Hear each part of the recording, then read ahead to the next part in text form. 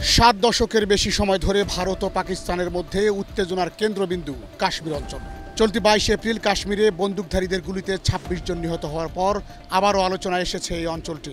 1947 সালে ভারত ভাগ এবং পাকিস্তান সৃষ্টির পর থেকে পারমাণবিক শক্তিধর দুই প্রতিবেশী দেশ মুসলিম সংখ্যাগরিষ্ঠ এই ভূখণ্ড নিয়ে দুটি যুদ্ধ করেছে। দুই দেশই এই অঞ্চলের সম্পূর্ণ নিজেদের দাবি করে, তবে নিয়ন্ত্রণ করে আংশিকভাবে। চীনও এই অঞ্চলের কিছু অংশে শাসন পরিচালনা করে এবং এটি বিশ্বের অন্যতম অস্ত্রশস্ত্রে সজ্জিত সামরিকায়িত অঞ্চল হিসেবে প্রতিষ্ঠিত। 2019 সালে ভারতের সংসদ এই অঞ্চলের বিশেষ মর্যাদা বাতিল করে, যা এই অঞ্চলকে স্বায়ত্তশাসনের কিছুটা অধিকার দিয়েছিল। তখন জম্মু কাশ্মীর দুই অংশকে দুইটি কেন্দ্রীয়ভাবে পরিচালিত অঞ্চলে বিভক্ত করা হয়। এরপর থেকে ভারত সরকার বারবার দাবি করেছে যে এই অঞ্চলে নিরাপত্তা পরিস্থিতির উন্নতি হয়েছে এবং ভারতীয় শাসনের বিরুদ্ধে সশস্ত্র বিদ্রোহ থামানো গেছে। তবে মঙ্গলবারের মর্মান্তিক ঘটনার পর ভারত সরকারের সে দাবি নিয়ে আবারও প্রশ্ন তুলেছেন সমালোচকরা। ব্রিটিশ শাসন থেকে 1947 সালে ভারত ও পাকিস্তান স্বাধীন হওয়ার পর সে সময়কার রাজকীয় শাসকদের পছন্দ অনুযায়ী যে কোনো রাষ্ট্রের সাথে যোগ দেওয়ার সুযোগ দেওয়া হয়। তৎকালীন কাশ্মীরের মহারাজা হরি সিং ছিলেন একজন হিন্দু শাসক, কিন্তু এই অঞ্চলটি ছিল মুসলিম সংখ্যাগরিষ্ঠ। তাই দুই দেশের মাঝে অবস্থিত এই অঞ্চল নিয়ে তিনি সিদ্ধান্ত নিতে পারেননি। তিনি পাকিস্তানের সাথে পরিবহন ও অন্যান্য পরিষেবা বজায় রাখার জন্য একটি অন্তর্বর্তীকালীন স্থবির চুক্তি স্বাক্ষর করেন। 1947 সালে অক্টোবরে মুসলিমদের উপর আক্রমণের খবরে এবং হরি সিংয়ের বিলম্ব করতে থাকা কৌশলে হতাশ হয়ে পাকিস্তানের নৃগোষ্ঠী কাশ্মীরে আক্রমণ করে। মহারাজা সিং তখন ভারতের সামরিক সহায়তা চেয়েছিলেন। 1947 সালে নয়াদিল্লিতে এক সম্মেলনে ভারতের governor general Lord Mount Batten এবং ভারতীয় নেতারা ভারত ভাগের বিষয়ে সম্মত হন। ভারতের governor general Lord Mount Batten বিশ্বাস করতেন কাশ্মীর ভারতের সঙ্গে সাময়িকভাবে যুক্ত হলে শান্তি বজায় থাকবে এবং পরে তার চূড়ান্ত অবস্থান নিয়ে গণভোট হবে। সেই মাসেই হরি সিং অধিগ্রহণ চুক্তি স্বাক্ষর করেন, যার মধ্য দিয়ে পররাষ্ট্র ও প্রতিরক্ষা নীতির নিয়ন্ত্রণ ভারতের হাতে তুলে দেওয়া হয়। ভারতীয় সেনাবাহিনী ভূখণ্ডের 2/3 দখল করে নেয় আর পাকিস্তান উত্তরের বাকি অংশ দখল করে। 1950-এর দশকে চীন এ রাজ্যের পূর্ব অংশ আকসাই চীন দখল করে।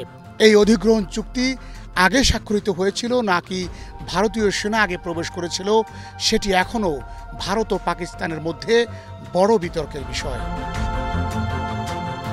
ভারত জোর দিয়ে বলে যে মহারাজা প্রথমে স্বাক্ষর করেছিলেন, ফলে সেনাবাহিনীর উপস্থিতি বৈধ। আর পাকিস্তান বলে মহারাজা সৈন্য আগমনের আগে স্বাক্ষর করেননি, তাই ভারত এবং মহারাজা পাকিস্তানের সাথে হওয়া স্থগিত চুক্তি লঙ্ঘন করেছেন। পাকিস্তানের কাশ্মীরের ভবিষ্যৎ নিয়ে একটি গণভোট দাবি করে, আর ভারত বলে যে ধারাবাহিকভাবে রাজ্য ও জাতীয় নির্বাচনে অংশগ্রহণের মাধ্যমে কাশ্মীরিরা ভারতের সঙ্গে যুক্ত থাকার বিষয়টি নিশ্চিত করেছে। পাকিস্তান জাতিসংঘের বিভিন্ন প্রস্তাবের কথা বলে, যেখানে জাতিসংঘ পরিচালিত গণভোটের কথা বলা হয়েছে। তবে ভারত বলে 1972 সালের সিমলা চুক্তি অনুযায়ী সমস্যার সমাধান রাষ্ট্রের মধ্যে আলোচনার মাধ্যমেই হতে হবে।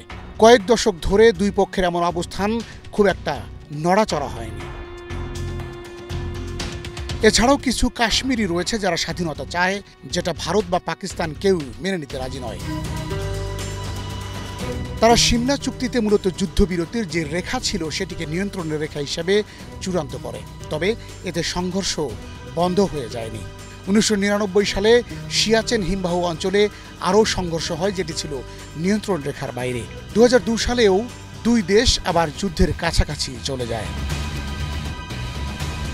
1989 সালে ইসলামপন্থীদের নেতৃত্বে সশস্ত্র বিদ্রোহ শুরু হলে পরিস্থিতি আরও জটিল হয়। বিতর্কিত সশস্ত্র বাহিনী বিশেষ ক্ষমতা আইন AFSPA চালু করে ভারত সেনাবাহিনীকে অতিরিক্ত ক্ষমতা দেয়।